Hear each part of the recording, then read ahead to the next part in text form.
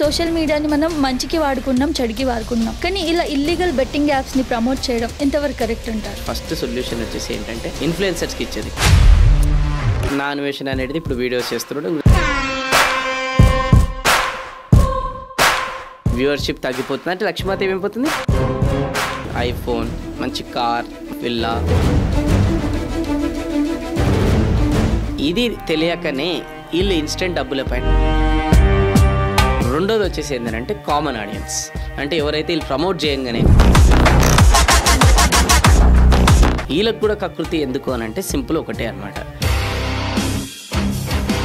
బయట జరుగుతున్న ఒక పెద్ద నిజం అనేది ఒకటి నేను చెప్తాను. నేను తెలుసుకోరు, కళ్ళు తెలుసుకోరు. ఈరోజు అతి తక్కువ టైంలోని రాబోయే టైంలో డెవలప్డ్ కంట్రీస్లో మన ఇండియా రాబోతుంది.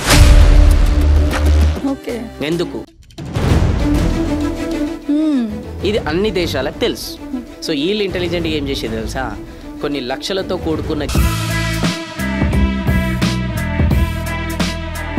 ఏది ఫ్రీ, వాళ్ళంతా అంత లక్షల కోట్లు అనేది ఖర్చు పెట్టి ఫ్రీగా ప్లే స్టోర్లో పిచ్చోళ్ళు.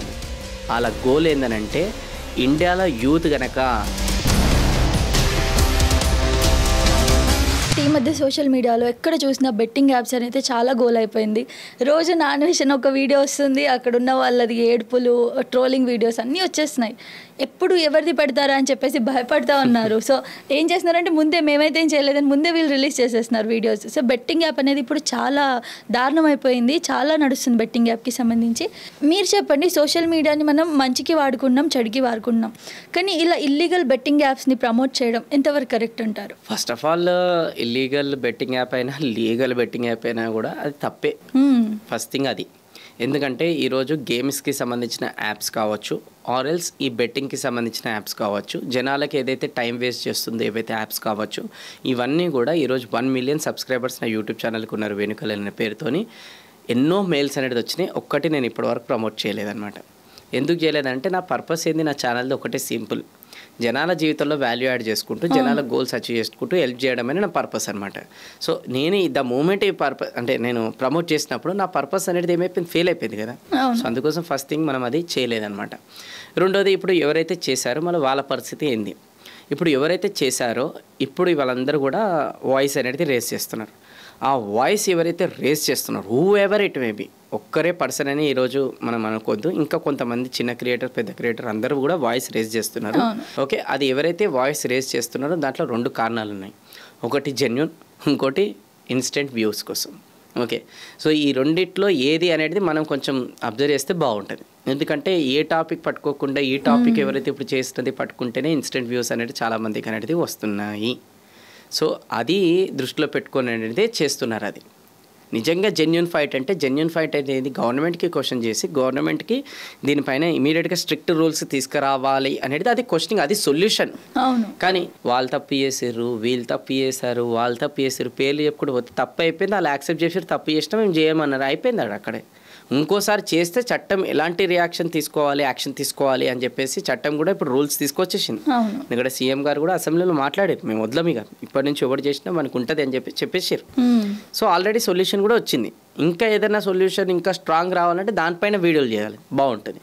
కానీ అంతేగాని ఇప్పుడు డే 1, డే 2, డే 3 ఒక్కొక్కరిది అనేది అది ఇన్స్టెంట్ వ్యూస్ అనేది అదొకటి ఉంది. వ్యూస్ కోసమే అంటారా? ఇప్పుడు ఈ వ్యూస్ కోసమే అంటారంటే ఇక అది ఆడియన్స్కి అది క్లియర్గా తెలుసు. ఒకవేళ నిజంగా వ్యూస్ కోసం అని అంటే మానిటైజేషన్ ఆఫ్ చేసి ప్రమోట్ చేయమనండి, ఒప్పుకుంటా. అప్పుడు వ్యూస్ కోసం కాదు, ఇది నిజంగానే పబ్లిక్కి అవేర్నెస్ రిలేటెడ్. మానిటైజేషన్ ఆన్ అంటే వ్యూస్ కోసమే కదానండి, అది అయిపోయింది. ఒకవేళ అయినా అయిపోయిన దాని గురించి వీళ్ళు చేసిరని ఇప్పుడు చెప్పడం అదేందుకు, ఇది ఏం నేర్చుకుంటారు దాంట్లోకి. ఇన్స్టెడ్ ఆఫ్ దట్ సరిపోతుంది, చేయకుండా ఆపితే సరిపోతుంది. అది గవర్నమెంట్ తీసుకుంది, ఇంకేదైనా చేయాలంటే గవర్నమెంట్కి ఏం చేయాలని యాక్షన్ తీసుకుంటే అయిపోతుంది అన్నమాట. సరే, ఎనీవేస్ దాన్ని పక్కన పెడదాం మనం, వాళ్ళది ఇంపార్టెంట్ కాదు. మనకి ఇంపార్టెంట్ ఏంటంటే వాట్ ఎవర్ ఇప్పటివరకు జరిగింది, ఎందుకు జరిగింది, అండ్ రాబోయే టైంలో జరగకుండా ఉండాలంటే ఏం చేయాలి, దీని గురించి మనం మాట్లాడదాం. ఫస్ట్ ఆఫ్ ఆల్ ఎందుకు జరిగిందని అంటే ఇప్పుడు so called what ever influencers తీసుకున్నాను కూడా నిజంగా చెప్తున్నాను నేను. ఇందాక మన పాడ్కాస్ట్లో చూసుకున్నట్టయితే కొన్ని చెప్పిన నేను, ఫైనాన్షియల్ ఎడ్యుకేషన్ లేదు. అంటే వాట్ ఎవర్ మనం డబ్బులు సంపాదిస్తున్నామో ఆ డబ్బులు ఫస్ట్ ఆఫ్ ఆల్ ఎలా సంపాదిస్తున్నాం, సంపాదించిన తర్వాత ఎక్కడెక్కడ మనం ఖర్చు పెడుతున్నాం, అండ్ ఖర్చు పెట్టిన తర్వాత వృధా ఖర్చు అనేది తగ్గించుకొని ఎట్లా సేవ్ చేసి ఎట్లా ఇన్వెస్ట్మెంట్ చేయాలి, ఈ ఎడ్యుకేషన్ లేదు. ఇట్లా ఖర్చు అంటే ఇట్లా సంపాదిస్తారు, ఇట్లా ఖర్చు పెడతారు అనమాట. ఓకే, ఇంకా ఈ కోరికలు అనేది ఎక్కువైపోయినాయి. ఏవి లయబిలిటీస్ కోరికలు, ఐఫోన్, మంచి కార్, మంచి luxuries life, villa, apartments, high rise, ఇవన్నీ కోరికలు పెరిగిపోయినాయి. ఇవన్నీ కోరికలు పెరిగిపోయినప్పుడు డబ్బు కావాలి కదా మరి డబ్బు అనేది ఇన్స్టెంట్గా ఎట్లా వస్తాయి? ఇట్లాంటి betting apps, what ever betting అనే కాదు, ఇంకేది మనకి డబ్బు వచ్చేస్తుంది, 1 కోటి రూపాయలు 50 లక్షలు వచ్చేస్తుంది అంటే దాన్ని ప్రమోట్ చేసి పడేస్తున్నారు. తర్వాత ఏమైతే నాకు అనవసరం పోయి, నాకు ఒక మంచి ఫ్లాట్ వచ్చింది, మంచి కార్ వచ్చింది, మనకి ఇన్స్టెంట్ సక్సెస్ వచ్చింది. ఇన్స్టెంట్ సక్సెస్ మీన్స్ డబ్బు వచ్చేసింది అని చెప్పేసి వీళ్ళు ప్రమోట్ చేస్తున్నారు అనమాట. సో అది ఒకవేళ వీలు గనక ఫైనాన్షియల్ ఎడ్యుకేషన్ అనేది నేర్చుకొని, మనీ రైట్ విధానంగా ఎట్లా సంపాదించాలో నేర్చుకొని, ఇంకా మనీ ఎట్లా సంపాదించాలో నేర్చుకొని, ఇంకా ఖర్చులు అనేది తగ్గించుకొని, ఇంకా అసెట్స్ పెంచుకొని, రేపు ఇట్లా వాల్యూ కనుక పెంచుకుంటూ పోతే ఈ ఇన్స్టెంట్ డబ్బులపైన డిపెండ్ అవ్వాల్సిన అవసరం లేదు. ఇది తెలియకనే వీళ్ళు ఇన్స్టెంట్ డబ్బులపైన డిపెండ్ అవుతున్నారు అనమాట. అంటే ఇన్స్టెంట్ సక్సెస్, ఇన్స్టెంట్ డబ్బులు, right? So first basic thing ఏంటంటే ఈరోజు ఫస్ట్ సొల్యూషన్ వచ్చేసి ఏంటంటే ఇన్ఫ్లుయెన్సర్స్కి ఇచ్చేది, కామన్ పీపుల్కి నెక్స్ట్ ఇస్తుంది. ఇప్పుడు ఇన్ఫ్లుయెన్సర్కి మీరు మనీ మేనేజ్మెంట్ దయచేసి నేర్చుకోండి. ఇప్పుడు ఒకసారి ఏమైపోయిందనంటే ఒక సైడు రాక్షసులు ఉన్నారు, ఇంకో సైడ్ వచ్చేసి దేవతలు ఉన్నారనమాట.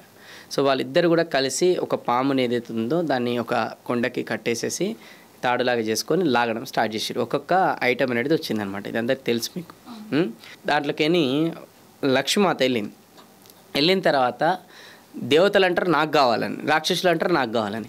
సో ఆమె ఏమన్నదంటే ఇద్దరు అరుస్తారు మీ దగ్గర రాను నేను, ఆ చెట్టు కింద ఎవరో కూర్చురు, ఆయన ఎవరు అని అంటే విష్ణుమూర్తి. ఏం చేస్తుంటాడు ఆయన? జనాల బాగోగులు చూసుకుంటాడు, ఆయన పని ఆయన చేసుకుంటాడు. Very good. మీరు నన్ను ఇంత బతిలాడుతున్నారు, నన్ను కావాలని అరుస్తున్నారు, ఏం చేయకుండా కూర్చొని మీ దగ్గర రాను. ఆయన జనాల బాగోగులు చూసుకుంటాడు, ఆయన పని ఆయన చేసుకుంటారు కాబట్టి ఆయన దగ్గర నేను పోతా. అంటే Lakshmi don't come to people who ask, who beg for hit. Lakshmi come to those people who add value an others life. అంటే మన పని మనం సక్రమంగా చేసుకొని జనాల జీవితంలో బాగో ఏదైతే కోరుకుంటూ మనం వాల్యూ యాడ్ చేసుకుంటూ పోతామో లక్ష్మీమాత వద్దనుకున్నా మన దగ్గరికి వస్తుంది. అంతేగాని మనము ఇక ఇన్స్టెంట్ లక్ష్మీమాత అన్నారు అనుకోండి, ఎట్లా వచ్చిందో అట్లా పోతుంది. ఇప్పుడు నా అన్వేషణ అనేది ఇప్పుడు వీడియోస్ చేస్తున్నాడు, రేపు ఇంకోరు చేస్తారు. దాని అర్థం ఏంది? లక్ష్మీమాత వెళ్ళిపోతుంది అంటే అన్సబ్స్క్రైబర్స్, ఓకే, అన్ఫాలోవర్స్, వ్యూవర్షిప్ తగ్గిపోతుంది అంటే లక్ష్మీమాత ఏమైపోతుంది? ఎగిరిపోతుంది అనమాట. సో ఎందుకనంటే మనం వాల్యూ యాడ్ చేయాలి.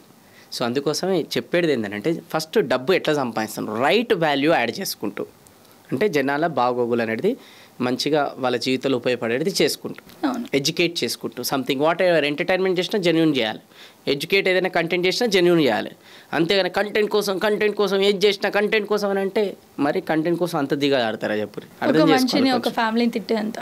అర్థం చేసుకోవాలి అది. రెండోది ఫస్ట్ వాల్యూ యాడ్ చేసుకోవడం. రెండోది వచ్చేసి ఏంటంటే వచ్చిన డబ్బుని ఈ వృధా ఖర్చులు అనేది ఎక్కువ చేసుకోకుండా, అంటే చూపించుకునే దానిపైన ఎక్కువ ఖర్చు పెట్టకుండా అసెట్స్ పైన ఇన్వెస్ట్మెంట్ చేస్తే అవి కొన్ని రోజులు పేషెన్స్తో ఉంటే అవి మల్టిప్లై అవుతాయి అనమాట. ఆ మల్టిప్లై అయిన దగ్గరతోని ఇట్లాంటివి ఏవైతే కొనాలనుకుంటారో కొనండి, ఏ ప్రాబ్లం లేదు. వీళ్ళు ఏం చేస్తున్నారు, వీళ్ళు డబ్బు అనేది సేవ్ చేసుకొని ఇన్వెస్ట్మెంట్ అనేది చేయకుండా ఇన్స్టెంట్గా కొని పడేస్తున్నారు ఈఎంఐలు అవన్నీ. తర్వాత ఆ ఈఎంఐలు నెల తిరిగేసరి కట్టాలి కదా, అప్పుడు ఎట్లనికైనా కట్టాలి, ఏదైనా యాప్లు ప్రమోట్ చేస్తూనే డబ్బులు వస్తాయి. సో అట్లా ఇలా జీవితాలు పోతున్నాయి అనమాట. ఇది వాళ్ళకి తెలియట్లేదు, చెప్పేటోళ్ళు కూడా వెళ్ళలేరు, చెప్పినా కూడా కొంతమంది వినిపించుకోరు, అది వేరే విషయం, మ్యానుఫ్యాక్చరింగ్ డిఫెక్ట్ అనుకోరు. ఓకే, సో అందుకోసం ఇన్ఫ్లుయెన్సర్కి ఇచ్చేది ఏంటంటే వాల్యూ జెన్యూన్గా వాల్యూ యాడ్ చేసి డబ్బులు సంపాదించాలి, ఖర్చులు అనేది కొంచెం తగ్గించుకొని రైట్ ప్లేస్లో ఇన్వెస్ట్మెంట్ చేసుకొని మల్టిప్లై అనేది తీయాలి. అందుకోసం నేను ఈరోజు real estate growth strategist, assets management coach లాగా నేను ఇప్పుడు ఈరోజు కొత్తగా అవతారం ఎత్తినాను. ఎందుకు ఎత్తినానంటే ఇట్లాంటి పనులు జరుగుతున్నాయి, రైట్ గైడెన్స్ ఇస్తే కొంతమందికి బాగుంటుందని చెప్పి అందరికీ 1-to-1 రైట్ గైడెన్స్ ఇస్తున్నాను ఈరోజు నేను పర్సనల్గా. సో అందుకోసం ఇది చేయాలి. ఇది ఇన్ఫ్లుయెన్సర్స్కి అయిపోయింది. ఇప్పుడు నెక్స్ట్ వచ్చేసి ఏంటంటే ఇన్ఫ్లుయెన్సర్స్ మళ్ళీ కర్మ ఫార్ములా ఇంతకుముందు అప్లై అవుతుంది. అంటే ఇప్పుడు ఇది చేస్తే కర్మ వదలేదు. ఇప్పుడు నా ఇన్వెన్షన్ కర్మ లోపలగానే వచ్చి అందరికీ ఇప్పుడు తీసేస్తున్నాడు. అది అయినలా కాకుండా ఇంకెవరైనా వస్తారు, ఇది అవుతుంది అది. సో అందుకోసం గుర్తుపెట్టుకోవాలి, ఇది ఎప్పటికైనా సరే మనకి ఎంటాడుతుంది ఇది. రెండోది వచ్చేసి ఏంటంటే కామన్ ఆడియన్స్, అంటే ఎవరైతే వీళ్ళు ప్రమోట్ చేయంగానే కకృతితోని మనం బెట్టింగ్ చేస్తే డబ్బులు వచ్చేస్తాయి, మనకి ఫ్రీ మనీ వచ్చేస్తాయి అని చెప్పి కకృతి. వీళ్ళకి కూడా కకృతి ఎందుకు అని అంటే సింపుల్ ఒకటే అనమాట, వీళ్ళు కూడా ఫైనాన్షియల్ మేనేజ్మెంట్ ప్రాపర్గా లేదు. ఓకే, కష్టపడి ఒళ్ళొంచి పని చేస్తే డబ్బులు వస్తాయి. ఎవరికి ఈ మధ్యకాలంలో ఇష్టం లేదు. జాబ్ పోతే నేను కష్టపడా, బిజినెస్ చేస్తే నేను కష్టపడా, నేను కష్టపడ మస్తు కష్టాలు ఇన్స్టెంట్ సక్సెస్ ఏదైనా ఉంటే చెప్పు చేస్తా, ఇన్స్టెంట్ డబ్బు వస్తుందంటే ఏదైనా చెప్పు నేను చేస్తా.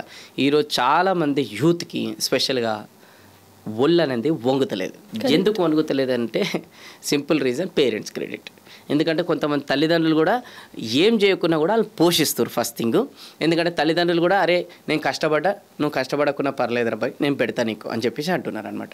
ఓకే, సో తల్లిదండ్రులు ప్యాంపరింగ్ ఎక్కువ చేయడం కారణం వల్లనే వీళ్ళకి మనీ వాల్యూ అనేది తెలియకుండా ఈరోజు బీటెక్లలో ఎంజాయ్లు చేసుకొని, డిగ్రీలు చేసుకుంటే, ఎంబీఏలు చేసుకుంటే, ఎంజాయ్లు కాలేజీలలో చేసి ప్లేస్మెంట్లో ఏదైనా జాబ్ వస్తే ఆ జాబ్లో కూడా పోయి అక్కడ అనేది ఒళ్ళొంచి పని చేయకుండా అండ్ వచ్చిన డబ్బును కూడా వృధాగా ఇట్లా ఎగిరేసుకుంటూ దాని తర్వాత జల్సాలు చేసుకుంటూ ఇవన్నీ చేసుకుంటూ వస్తున్నారు. అందుకోసం నేను అంటా జల్సే ఓ నై హోతే జో పాపకే పైసే కడితే జల్సే ఓ హోతే జో కుత్కే పైసే కడితే. అంటే ఎంజాయ్మెంట్ అది కాదు ఏదైతే తల్లిదండ్రుల డబ్బులతో చేసేది. ఎంజాయ్మెంట్ అంటే అది మన సొంత డబ్బుతో చెమటోర్చి కార్చి ఒక్కొక్క రూపాయి అని చేసి ఎంజాయ్ చేసుకో. అది కూడా ఎంజాయ్ ఎప్పుడు చేసుకోవాలి, 80% వచ్చి సేవింగ్, 20% ఎంజాయ్మెంట్ అని. 100% ఎంజాయ్మెంట్. ఇట్లా జీతం వస్తుంది, ఇట్లా జీతం ఎగిరిపోతుంది. మన ఇండియాలో సర్వే ఉందానండి, జీతం 1 తారీఖు వచ్చేసి మ్యాక్సిమం 80% అంట 10 తారీఖు వరకు మొత్తం ఎక్కడిదక్కడ అయిపోతుంది అనమాట. మళ్ళీ ఎవ్రీ టైం 15 to 20 మధ్యలోనే మళ్ళీ అప్పులు చేస్తారనమాట. ఎప్పుడు వస్తుంది 1 తారీఖు అనేది ఎదురు చూస్తారు. ఎందుకు వస్తుందంటే పూర్ ఫైనాన్షియల్ మేనేజ్మెంట్. నా స్కూల్స్లో చెప్పలేదు, నా తల్లిదండ్రులు చెప్పలేదు, నా బయట ఎవరు కూడా ఇక్కడ కూడా ఫైనాన్షియల్ ఎడ్యుకేషన్ చేయలేదు. అందుకోసం ఇట్లా అనేది తయారైంది ఇన్స్టెంట్ సక్సెస్ కోసం. ఇది రూట్ కాజ్, ఇది ఎవరు గ్రహిస్తలేరు. చేస్తూరు ఎందుకు చేస్తారు? ఎందుకంటే నా తల్లిదండ్రులు చిన్నప్పటి నుంచి రూపాయి వాల్యూ గురించి చెప్పలేదు. ఏది అడిగినా ఇన్స్టెంట్, ఏడిస్తే ఇచ్చి పాడేస్తారు, ఏడిస్తే ఫోన్ ఇచ్చేస్తారు, ఏడిస్తే బైక్ ఇప్పించేస్తారు. అట్లా ఏడిస్తే ఇచ్చేస్తున్నారు కాబట్టి ఒక స్టేజ్ వచ్చిన తర్వాత ఇంకా ఏడ్చినా ఇయ్యరు, ఎందుకంటే తల్లిదండ్రులు లేదు. వీళ్ళు ఏం చేస్తారు, ఈ బెట్టింగ్లకే అలవాటు పడుతున్నారు. అంటే ఇన్స్టెంట్ సక్సెస్ కోసం అలవాటు పడుతున్నారు, రైట్? సో అందుకోసమే స్పెషల్గా తల్లిదండ్రులకు ఫస్ట్ చెప్పాల్సింది ఏంటంటే చిన్నప్పటి నుంచి రూపాయి వాల్యూ అనేది ఏంటో తెలియాలి.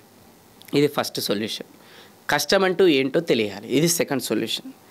మూడోది వచ్చేసి ఏంటంటే ఎంత జెన్యున్గా మనం డబ్బు సంపాదిస్తే బాగుంటుంది, అది మన చేతిలో ఉంటుందని చెప్పడం, ఇది మూడోది. నాలుగోది కర్మ ఎవరికి వదలదని చెప్పడం, ఇది నాలుగోది. ఇంకా ఐదోది ఏంటి వచ్చేసి ఏంటంటే వాట్ ఎవర్ డబ్బు అనేది ఇప్పుడు వాళ్ళు సంపాదిస్తున్నారో వాళ్ళు మనీ మేనేజ్మెంట్ అనేది నేర్చుకోవడం, ఇది ఐదో సొల్యూషన్ అనమాట. నేర్పించాలి, క్లియర్గా నేర్పించాలి. ఎట్లా సంపాదిస్తున్నావు, ఎట్లా ఖర్చు పెడుతున్నావు, రూపాయి రాసుకొని ఇదంతా. అండ్ తల్లిదండ్రులు కష్టపడి సంపాదించే రూపాయి కూడా ప్రతి ఒక్కటి పిల్లలకి తెలియాలి. ఇదంతా చేస్తే ఏమవుతుందంటే రేపు ఇలా ఇన్స్టెంట్ సక్సెస్ అనేది మైండ్లోకి వెళ్ళిపోతుంది.